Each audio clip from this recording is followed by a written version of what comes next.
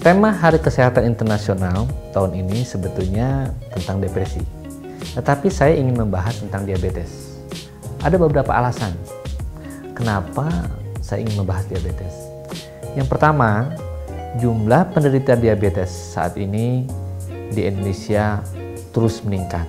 Yang kedua, penyakit diabetes merupakan penyakit yang bisa menarik penyakit lain atau istilah lainnya menjadi faktor risiko untuk penyakit kronis lain seperti penyakit jantung koroner, kemudian penyakit ginjal kronis, dan juga stroke. Bahkan penyakit ginjal kronis bisa menyebabkan penderita harus cuci darah seumur hidupnya dengan proses yang disebut dengan hemodialisis. Alasan ketiga, kenapa saya ingin membahas penyakit diabetes? Karena sebetulnya penyakit diabetes bisa dicegah. Karena sebagian besar penyebab dari penyakit diabetes adalah gaya hidup yang terdiri dari pola atau kebiasaan makan dan pola atau kebiasaan aktivitas fisik. Penyebab kematian nomor 1 sekarang di Indonesia itu adalah penyakit kronis yang diawali dari diabetes. Sehingga kalau kita ingin menurunkan angka kematian, maka kita harus dimulai dengan mencegah penyakit diabetes.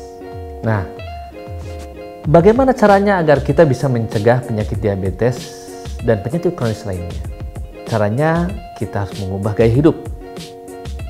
Secara praktis saya sebutkan, yang pertama, bagi orang-orang yang sudah mengalami kelebihan makan yang ditandai dengan obesitas atau overweight, maka dia harus menghilangkan semua makanan cemilan atau in between meal dan menggantinya dengan buah-buahan berair banyak seperti jeruk, apel, pir, melon, pepaya, dan sebagainya. Yang kedua, saran saya, hentikan semua makanan yang mengandung tepung dan gula. Baik itu tepung terigu, ataupun tepung beras, ataupun tepung tapioka. Apapun yang mengandung tepung, hentikan. Yang ketiga, biasakan makan utama secara teratur 2-3 kali.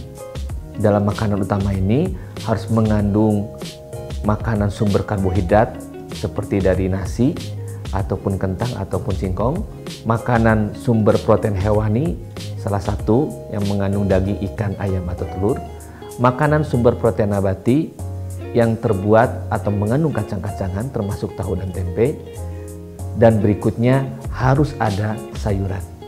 Dan yang terakhir, untuk mencegah penyakit diabetes mellitus, kita harus membiasakan berolahraga secara teratur. Dianjurkan oleh WHO 150 menit dalam seminggu dengan olahraga aktivitas sedang. Demikian yang bisa saya sampaikan tentang penyakit diabetes dan cara pencegahannya. Semoga bermanfaat.